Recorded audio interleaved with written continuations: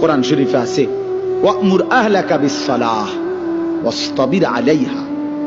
আল্লাহ তাআলা বলেন, নবী আপনাকে বলছি, প্রতিটা বান্দাকে ঈমানদার বলে দেন, হে ঈমানদার, তোমরা প্রত্যেকেই নিজ নিজ পরিবারের সদস্যদেরকে নামাজের আদেশ করো।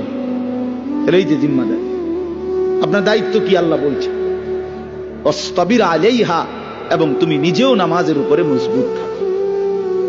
তো বাত্তরকারী আল্লাহ বলে, লা নাসআলুকা রিজকা, তোমাদেরকে রিজিক দেওয়ার জন্য আমি তোমাদের কারো সাহায্য আমার লাগবে না। নাহনু নারযুকুকা, আমি একাই সকলকে রিজিক দেব।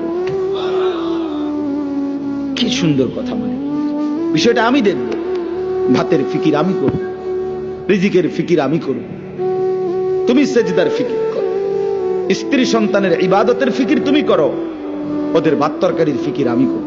ওমা কুন্না আনিল খালকি গাফিলিন, আল্লাহ বলে, বান্দা আমি আমার একটা সৃষ্টির ব্যাপারে এক সেকেন্ডের জন্য গাফিল নই।